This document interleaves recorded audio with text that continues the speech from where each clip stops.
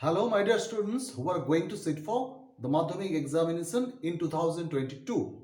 For you, I am here with a new session that is going to be on the unseen passage that is there in 902, page number 902, or in fact, the page is starting from 900 অর্থাৎ 900 page থেকে শুরু হচ্ছে, কিন্তু unseen প্যাসেজটা রয়েছে 902 পৃষ্ঠায়।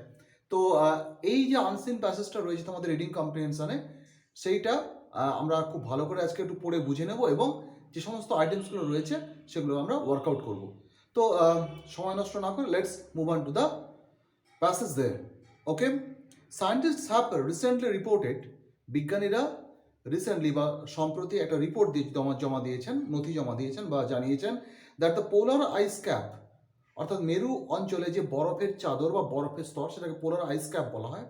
ওকে, is melting, সেটা গলে যাচ্ছে। This is due to a rise in the atmospheric temperature known as the green house effect. এই ঘটনাটা ঘটছে কি কারণে? দিস ইজ, এটা হচ্ছে এই কারণে, due to the rise in atmospheric temperature, অর্থাৎ বায়ুমণ্ডলে, অ্যাটমসফিয়ার আমরা জানি বায়ুমণ্ডল, বায়ুমণ্ডলের তাপমাত্রা বৃদ্ধির কারণে এটা ঘটছে। এবং যে তাপমাত্রা বৃদ্ধিটা আমাদের কাছে পরিচিত কিভাবে? Known as the green house effect, green house effect নামে যেটা আমাদের কাছে পরিচিত। According to Melvin Calvin, actually Melvin Calvin তার এখানে পরিচিতিটা দেওয়া নেই, তো আমি তোমাদের জানিয়ে দিচ্ছি। মেলভিন কেলভিন হচ্ছে একজন আমেরিকান সায়েন্টিস্ট বলা যেতে পারে। অ্যাকচুয়ালি উনি বায়োকেমিস্ট। ওকে, তো বায়োকেমিস্ট্রি নিয়ে পড়াশোনা করেছেন। সেই মেলভিন কেলভিনের মতে, who won a Nobel prize for earlier research, তো ইনি নোবেল লরিয়েট, নোবেল পুরস্কার প্রাপক, যিনি তার আগেকার কোনো রিসার্চের কারণে, অর্থাৎ আগে যে সমস্ত রিসার্চ করেছেন তার জন্য তিনি নোবেল পুরস্কার পেয়েছেন। তাহলে প্রথম শ্রেণীর বিজ্ঞানী। তিনি কি বলছেন? Said that the carbon dioxide is primarily responsible for temperature rise in atmosphere, যে বায়ুমণ্ডলে তাপমাত্রা বৃদ্ধি যে প্রাথমিক দায়ী এলিমেন্ট যেটা, সেটা হচ্ছে কার্বন ডাইঅক্সাইড। কার্বন ডাইঅক্সাইডই হচ্ছে প্রাইমারিলি বা মূলত বা প্রথমত দায়ী টেম্পারেচার বৃদ্ধির জন্য। The carbon dioxide is given off when coal coal and oil are burned. তো কার্বন ডাইঅক্সাইড নির্গত হয় যখন কয়লা এবং তেল, অর্থাৎ তেল বলতে আমরা মূলত পেট্রোলিয়ামই বোঝাচ্ছি, তো সেটা পোড়ানো হয়। This gas accumulates in the atmosphere, এবং এই গ্যাসটা তখন বাতাসে জমা হতে থাকে, অ্যাকুমুলেট মানে সঞ্চিত হওয়া, জমা হওয়া, এরকম ব্যাপার। And causes temperature to rise, এবং তাপমাত্রা বৃদ্ধি ঘটতে এটা সহায়তা করে বা বৃদ্ধি ঘটায়, তাপমাত্রাকে উপরে যেতে সহায়তা করে। অ্যাজ এ রেজাল্ট, ফলস্বরূপ কি হয়? The ice covering of the north and south poles melts, ফলে হচ্ছে কি না, উত্তর এবং দক্ষিণ মেরুর যে বরফের চাদর সেটা কিন্তু গলে যাচ্ছে। And this may eventually lead to a rise in the sea level or sea levels. তো সমুদ্রের জলতলে উচ্চতা বৃদ্ধির দিকে এটা কিন্তু যেতে পারে এবং যাবেও, এবং সেটা ইভেনচুয়ালি বা ঘটনাক্রমে তাই হবে। বরফ যত গলবে তত বেশি সমুদ্রের জলতলে উচ্চতা বৃদ্ধি পাবে। Which could flood many areas of the world, এবং যেটা পৃথিবীর বহু নিচু যে অঞ্চল, সমুদ্র তীরবর্তী অঞ্চল, যদিও সেটা এখানে বলা নেই, আমি জাস্ট তোমাদের এক্সট্রা ইনফো দিয়ে দিলাম, এটা নতুন কিছু নয়, এটা সবাই জানো তোমরা। তো সেটা বা সেই অঞ্চলগুলোকে প্লাবিত করবে, বহু অঞ্চলকে। Even if we take measures to stop the ice melting, এমনকি আমরা যদি এই মুহূর্ত থেকেও পদক্ষেপ নিই যে বরফ গলার প্রক্রিয়াটাকে আমরা থামাবো বা ওটাকে চেক করব, তাহলেও it may take years to control the rise in the sea levels, তাহলেও কিন্তু বেশ কয়েক বছর লেগে যাবে, বছর বা বছর লেগে যাবে এই যে সমুদ্রের জলতলের উচ্চতা বৃদ্ধি আটকাতে। The green house effect is just one of the many fundamental changes which are taking place in the environment. তো পরিবেশে যে সমস্ত মৌলিক পরিবর্তনগুলো ঘটছে, এবং সেটা অবশ্যই পজিটিভ পরিবর্তন হয়, নেগেটিভ, ধ্বংসাত্মক, ডিস্ট্রাকটিভ, ডিসাস্ট্রাস সমস্ত চেঞ্জ ঘটছে, যেগুলো তার মধ্যে অন্যতম প্রধান বা একটা হলো এই গ্রিন হাউস ইফেক্ট। তো এই পরিবর্তনগুলো, এটা নতুন কোনো কথা না, আমরা সবাই কম বেশি জানি, সবই পরিবেশ দূষণের কারণে। Tropical rainforest which took 50 million years to grow, ক্রান্তীয় যে বৃষ্টি অরণ্য, চিরহরিৎ বৃষ্টি অরণ্য, যেগুলো লক্ষ লক্ষ বছর লেগেছে, millions of years to grow, 50 million অর্থাৎ 50 মিলিয়ন বছর লেগেছে এগুলো বেড়ে উঠতে, আর being reduced at the rate of 14 acres per minute. Alarming বললে কম বলা হয়, প্রত্যেক মিনিটে প্রায় 14 একর সেই জঙ্গল সাফ হয়ে যাচ্ছে। না আমরা মানুষেরা এতটাই লোভী, এতটাই অপরিণামদর্শী, নিজেদের ভয়ঙ্কর ভবিষ্যৎ আমরা নিজেরা বুঝেও বুঝি না যে আমরা আমাদের পৃথিবীর যেটা সবচেয়ে বড় রক্ষাকারী চাদর, যেটা সবচেয়ে বড় ফুসফুস বলা যেতে পারে পৃথিবীর, সেই গ্রিন ফরেস্ট, যেটা ট্রপিক্যাল রেন ফরেস্ট, তাকে আমরা কিন্তু কোয়াইট ন্যাচারালি প্রতি মিনিটে 14 একর করে ফাঁকা করে দিচ্ছি। The total area of the world's desert is increasing every year. পৃথিবীর যে মরুভূমি অঞ্চল তার টোটাল এরিয়া বা সার্বিক যে এলাকা সেটা প্রত্যেক বছর বৃদ্ধি পাচ্ছে। Many species of animals and plants, বহু উদ্ভিদ প্রাণী প্রজাতি আর এন্ডেঞ্জার্ড, বিপন্ন, উইথ দ্য থ্রেট অফ এক্সটিনশন, এবং সেই বিপন্ন হওয়াটা বা বিপন্নতাটা এতটাই তীব্র যে তারা প্রায় অবলুপ্ত হয়ে বসেছে। অনেক প্রাণী তো অবলুপ্ত হয়ে গেছে, ডোডো পাখি আমরা সবাই জানি পৃথিবীতে আর বেঁচে নেই। তো এরকম প্রচুর প্রাণী, প্রচুর উদ্ভিদ প্রজাতি কিন্তু আমরা শেষ করে দিচ্ছি। In representing the results of global warming, তো এই যে গ্লোবাল ওয়ার্মিং বা বিশ্বজনীন উষ্ণায়ন বা বিশ্ব উষ্ণায়নের যে প্রভাব বা তার রেজাল্ট, ফল, সেটাকে উপস্থাপন করতে গিয়ে মাস্কি যাকে আমরা পাচ্ছি হচ্ছেন এডমান্ড মাস্কি, যিনি ইউএসএ বা আমেরিকা যুক্তরাষ্ট্রের পূর্বতন স্বরাষ্ট্র সচিব ছিলেন, ওকে, ফরমার হোম সেক্রেটারি। তো তার কথাটা অ্যাকচুয়ালি হঠাৎ করে যেন চলে এলো, আসলে এটা একটা রিপোর্ট থেকে তোলা হয়েছে খুব সম্ভবত, সেই জন্য মাঝখানে এই মাস্কির নামটা চলে এসছে। এই মাস্কি তিনি হচ্ছেন এডমান্ড মাস্কি, যিনি ইউএসএর পূর্বতন স্বরাষ্ট্র সচিব। তো তিনি কি বলছেন যে গ্লোবাল ওয়ার্মিং, মাস্কি সেজ, কোথায় গেল, results of global warming, Muskie say that world population growth, সারা বিশ্ব জুড়ে জনসংখ্যা বৃদ্ধি, এটাই সবচেয়ে বড় কারণ। The degradation of the earth natural resources, পৃথিবীর যে প্রাকৃতিক সম্পদ তার ক্রমহ্রাস, ওকে, তার যেটা বেস লাইন ছিল বা ভিত, পৃথিবীর তো সম্পদের একটা ভিত্তিভূমি রয়েছে, কিন্তু সেটাকে আমরা শেষ করে আনছি, okay. And the spread of environmental pollution, এবং পরিবেশগত যে দূষণ তার যে চূড়ান্ত একটা বৃদ্ধি, সেটা কি হচ্ছে না, পলিউশন গ্রোথ কালেকটিভলি থ্রেটেনের, সামগ্রিকভাবে ভীতি সঞ্চার করছে বা ভয় দেখাচ্ছে the existence of ইনহেবিটেন্টস of the world. এই পৃথিবীর শুধু মানুষ নয়, মানুষ সহ সমস্ত জীব, প্রাণী, উদ্ভিদ সবার যেন একটা ত্রাহি অবস্থায় এসে পৌঁছেছে, যে তারা এক্সটিংক্ট হয়ে যেতে পারে, অবলুপ্ত হয়ে যেতে পারে, এরকম অবস্থায় পৃথিবী পৌঁছে যাচ্ছে।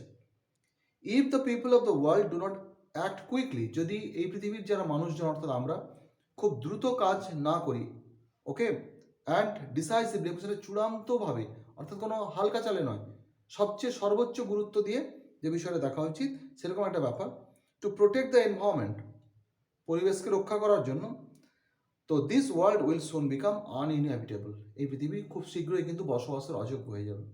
এখানে আমরা ডেফিনেটলি যে পিসটা রয়েছে পড়ে নিলাম এবং আইটেমসগুলো করবো, তবে দুটো কথা বলার রয়েছে।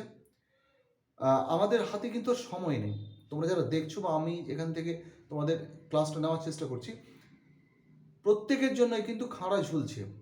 আমরা ছেলে মেয়েদের ফিনান্সিয়াল কেরিয়ার নিয়ে প্রচণ্ড রকম উদ্বিগ্ন, আমরা নিজেদের ফিনান্সিয়াল কেরিয়ার নিয়ে ভাবি, কিন্তু যে পরিবেশ আমরা বেঁচে থাকবো, যেখানে আমরা সুস্থভাবে বাঁচতে পারবো, সেই পরিবেশটাকে সুস্থ রাখার জন্য ন্যূনতম আমরা ভাবি না, সময় দিই না, কোনো রকম কনসাসনেস বা কোনো রকম এফার্ট কোনোটাই আমরা নিই না। এর থেকে বড় কি বলবো অবিনশ্বকারিতা আর কি হতে পারে। সো এটা ল্যামেন্ট করার সময় পেরিয়ে চলে গেছে, এবারে কাজ করতে হবে এবং খুব দ্রুত, এবং সবচেয়ে এটা আমরা ভালোভাবে কাজ করতে হবে সেটা হচ্ছে গাছ লাগানো এবং গাছ বাঁচানো। এবং তোমরা খেয়াল করে দেখবে তোমাদের যে এই ক্লাস 10-এর মধ্যে একটা ছিল সিন প্যাসেজ বা সিন যে পিস ছিল, কবিতা ওন ট্রু ফ্যামিলি, সেইখানে যেটা বলা হচ্ছে ওই গাছের কথাই বলা হচ্ছে, যে গাছ ছাড়া আমাদের এই মুহূর্তে বাঁচানোর কেউ নেই। অ্যাকচুয়ালি এটা মনে হতে পারে একটু টাইম নিচ্ছি, কিন্তু না, এটা সবচেয়ে গুরুত্বপূর্ণ কাজ, কিন্তু সবচেয়ে অবহেলিত কাজ, যেটা আমরা কেউই কিন্তু ভাবছি না, বা একটু একটু ভাবলেও সেভাবে কিছু করছি না। আর সময় নেই, কারণ হাতে খুব বেশি হলে আমাদের হাতে আছে আর বছর 10। সো 10 বছরের পরে কিন্তু পৃথিবী একটা ভয়ঙ্কর জায়গায় চলে যাবে, মাত্র 10 বছর এসে দাঁড়িয়েছে, দ্যাট ইজ দ্য রিয়েলিটি। 2030 এটাই ডেডলাইন ধরে নেওয়া যেতে পারে। তো সেই জায়গায় দাঁড়িয়ে তোমরা প্রত্যেকে চেষ্টা করো তোমাদের প্রত্যেকের ছোটো ছোটো হোমলি বা ডোমেস্টিক স্পিয়ারে কতটা পলিউশন বাঁচানো সম্ভব সেইটার একটা ভাবনা চিন্তা করতে। তো যাই হোক, আমরা কিন্তু আনসারগুলোর দিকে চলে যাব। এই বার্তাটা আমার মনে হচ্ছে খুব গুরুত্বপূর্ণ, তাই আমি চেষ্টা করলাম আমাদের এই প্ল্যাটফর্মের মধ্যে দিয়ে তুলে ধরতে। জানি না কতজনের কাছে পৌঁছবে, যদি 2 জনের কাছেও পৌঁছায়, 10 জনের কাছেও পৌঁছায়, তাহলে তাদের মধ্যে যদি 5 জন এই ব্যাপারটা নিয়ে ভাবো এবং কাজ করো, তাহলে জানবো যে ডেফিনেটলি আজকের এই সেশনটার কিন্তু একটা জাস্টিফিকেশন রয়েছে, পরীক্ষার বাইরেও। পরীক্ষার উদ্দেশ্যে আমরা তো এইগুলো করছি, সেই উদ্দেশ্য সাধনের বাইরেও একটা বৃহত্তর উদ্দেশ্যে এই প্যাসেজটা বা এই আজকের এই সেশনটা কিন্তু তখন ফ্রুটফুল হবে, এবং that will be certainly a huge happiness for me. However, the polar ice caps are melting because polar ice cap বা মেরু অঞ্চলে যে সমস্ত বরফের আস্তরণ রয়েছে সেগুলো গলে যাচ্ছে দ্রুত। কারণটা কি? বলছে হেভি সানশাইন, প্রচুর রোদের তাপ, হেভি শাওয়ার, খুব বৃষ্টির জন্য বলছে, ওয়াটার পলিউশন, জলদূষণের কারণে, green house effect. Definitely green house ইফেক্টে আমরা যাবো, এবং সেটাই লিখেছি, the polar ice caps are melting because of green house effect. Second one যেটা আমরা যাচ্ছি, কার্বন ডাইঅক্সাইড কজেস, অপশনসগুলো আসছে। কার্বন ডাইঅক্সাইড কী ঘটাচ্ছে? লোয়ারিং অফ টেম্পারেচার কমিয়ে দিচ্ছে, তাপমাত্রা কমাচ্ছে বায়ুমণ্ডলে। রাইজ ইন টেম্পারেচার বৃদ্ধি ঘটাচ্ছে। লেস রেনফল, বৃষ্টি কমিয়ে দিচ্ছে। ওকে, ড্রটস, খরা ঘটাচ্ছে। ডেফিনেটলি টেম্পারেচার রাইজ করছে, সেটাই আমরা লিখেছি, carbon dioxide causes rise in temperature, অর্থাৎ আমরা সেকেন্ড অপশনে যাব। এবার 3 নম্বর আইটেম আমরা চলে যাচ্ছি। 3 নম্বর আইটেম কি বলছে? The rise in the sea water is caused by, অর্থাৎ সমুদ্রের জলতলের যে বৃদ্ধি সেটা কিসের দ্বারা ঘটছে? Okay, caused by, first option heavy rainfall, second option increase of salt in water, অর্থাৎ প্রচুর বৃষ্টি প্রথমটা বলছে, দ্বিতীয়টা বলছে জলে লবণের মাত্রা বৃদ্ধি, 3 নম্বরে বলছে melting of ice in polar areas, মেরু অঞ্চলে বরফ গলে যাওয়ার কারণে, 4 নম্বরে বলছে হাই টাইড, উঁচু জোয়ারের কারণে, তীব্র জোয়ারের কারণে। ডেফিনেটলি 3 নম্বর অপশন আমরা যাব। তো তাই উত্তরটা আমরা দেখে নিচ্ছি কয়েন ন্যাচারাল এখানে, the rise in the sea water is caused by melting of ice in polar areas. Next item, 4 নম্বর আইটেম আমরা যাচ্ছি, rainforest grow, rainforest বা বৃষ্টি অরণ্য কোথায় বড় হয় বা জন্মায়? অপশনসগুলো বলছে কোল্ড কান্ট্রি, শীতল দেশগুলোতে, ইয়াস, রিভার সাইড এরিয়াজ, নদীর পার্শ্ববর্তী অঞ্চলে, ডেজার্ট এরিয়াজ, মরু অঞ্চলে, ট্রপিক্যাল এরিয়াজ। ডেফিনেটলি 4 নম্বর অপশনে যাবো আমরা, ক্রান্তীয় অঞ্চলে, সেটাই লিখেছি, rainforest grow in tropical areas. Next one আমরা চলে যাচ্ছি, carbon dioxide is given out, carbon dioxide নির্গত হয়, ফার্স্ট অপশন বলছে ডিউরিং হেভি রেনফল, প্রচুর বৃষ্টিপাতের সময়, ডিউরিং হট সামার, প্রচণ্ড যখন গরমের সময় চলে সেই সময়, ডিউরিং ফ্লাড, বন্যার সময়, during burning of coal and oil. Definitely last option. তো carbon dioxide is given up during burning of coal and oil. তারপরে ট্রু ফলসের ব্যাপারটা রয়েছে, এবং এখানে provide sentences as supporting statements বলেছে। তো এখানে বাক্য পুরো তুলতে হবে, ফ্রেজ তুললে হবে না। The polar areas are unaffected, এখানে বলছি যে টপিকের উপর রয়েছে সেটা আমরা জানি ডেফিনেটলি বরফের চাদর গলছে, তাই এখানে পোলার এরিয়া আনএফেক্টেড বা অপ্রভাবিত এটা বলা যাচ্ছে না, বরং সবচেয়ে প্রভাবিত যদি হয় পোলার এরিয়ার বরফের স্তর, সেটা আমরা এই প্যাসেজের মধ্যে দিয়ে জেনে নিয়েছি। তো সেখানে দাঁড়িয়ে এটাকে আমরা ফলস লিখবো, এবং সাপোর্টিং স্টেটমেন্ট কি লিখবো না, কয়টা যেটা ফলস লিখেছি, সায়েন্টিস্টস হ্যাভ রিসেন্ট, অর্থাৎ প্রথম লাইনটা যেটা বলছে scientists have recently reported that the polar ice cap is melting, এটাই। Okay, second one, rainforests are rapidly spreading, rainforests অর্থাৎ যে বৃষ্টি অরণ্য সেগুলো খুব দ্রুত বিস্তার লাভ করছে, ডেফিনেটলি ফলস।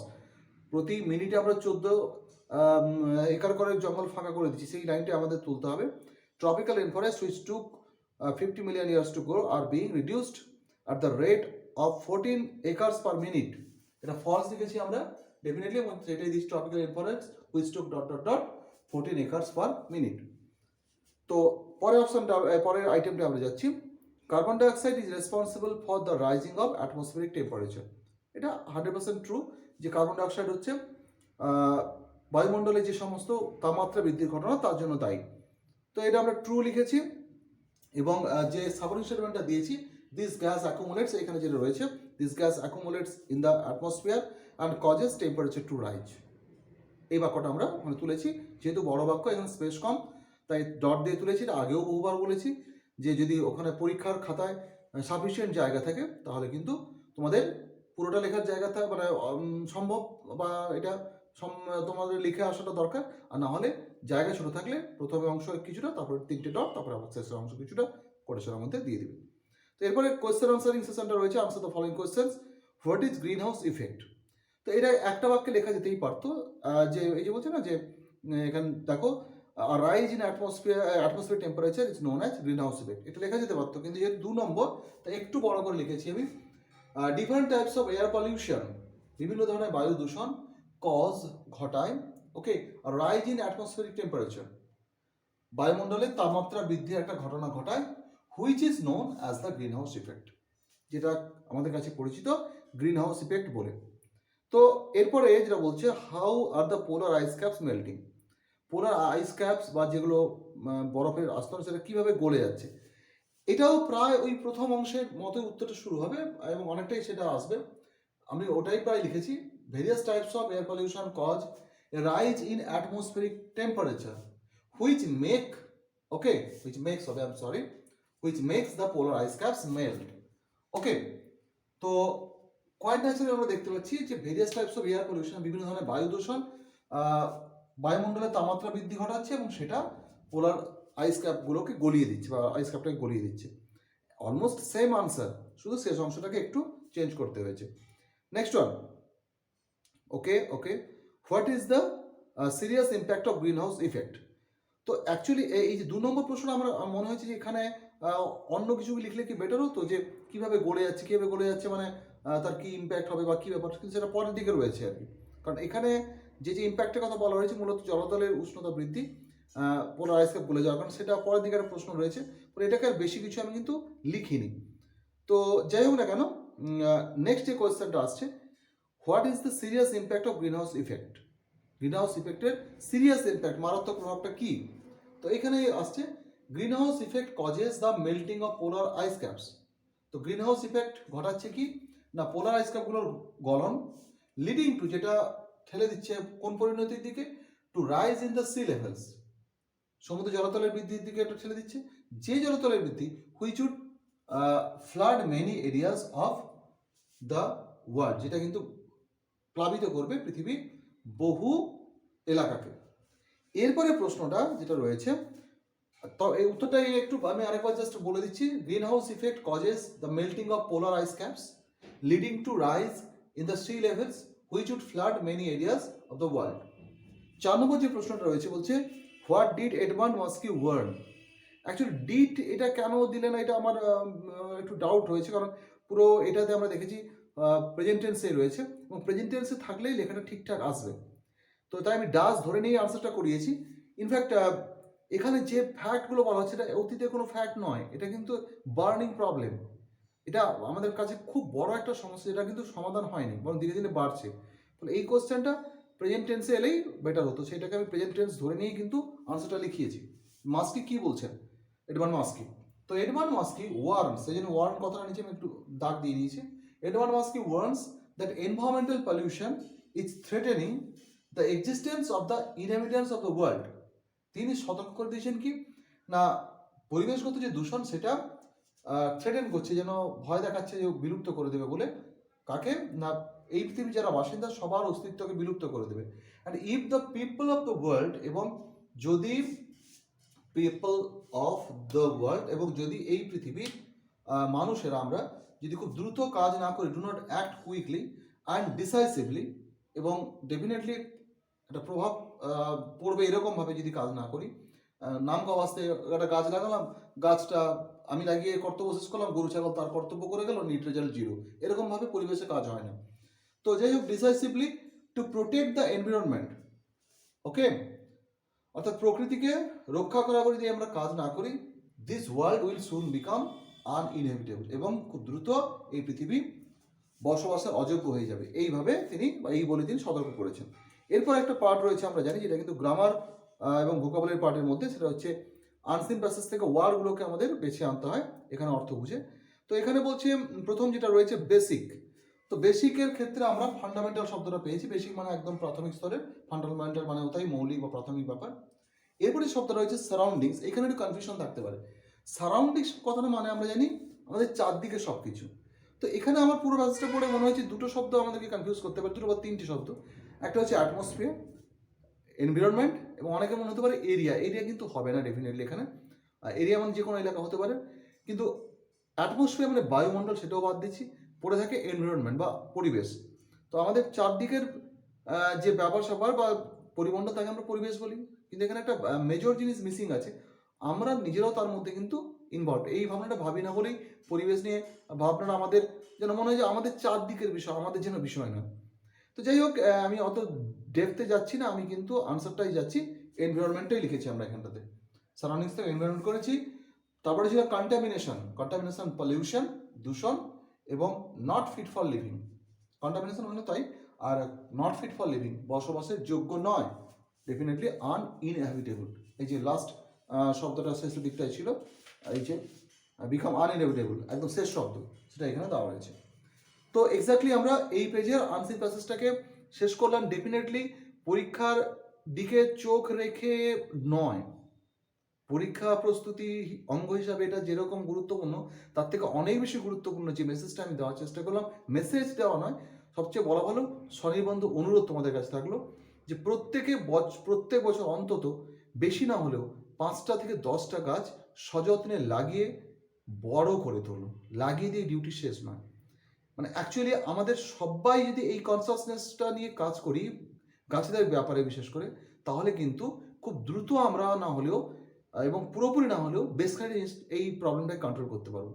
সো গাছ লাগানো এবং গাছ বাঁচানো, এবং গাছ বলতে কিন্তু ফুলের ছোটো ছোটো গাছ আমি বলছি না, বৃক্ষজাতীয় গাছ লাগিয়ে বড় করে তোলা, এটা যদি আমরা করতে পারি নিজেদের জায়গায়, যদি নাও থাকে সরকারি জায়গার পাশে, তাহলে কিন্তু মনে হয় আমাদের এই পৃথিবীতে বেঁচে থাকার একটা আশা থাকবে। অধিকারের প্রশ্ন তো পরে আসছে, অধিকার আমরা বহু আগে হারিয়েছি, কারণ মানুষেরা হচ্ছে সেই একমাত্র নিকৃষ্ট প্রজাতি। আমরা উৎকৃষ্ট নিজেকে দাবি করি, শ্রেষ্ঠ দাবি করি, কিন্তু ব্যক্তিগত মনে হয় আমরা সবচেয়ে নিকৃষ্ট প্রজাতি, যারা যে পরিবেশে বেঁচে থাকি সেই পরিবেশটাকে নষ্ট করি।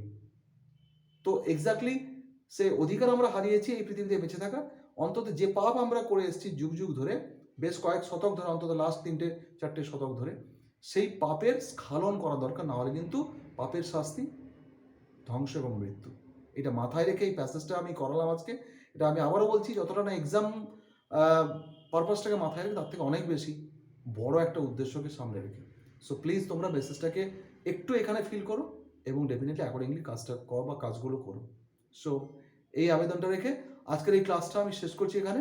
ডেফিনেটলি দেখা হবে পরের ক্লাসগুলোতে। সবাই ভালো থেকো, stay well, stay connected, and of course thank you all.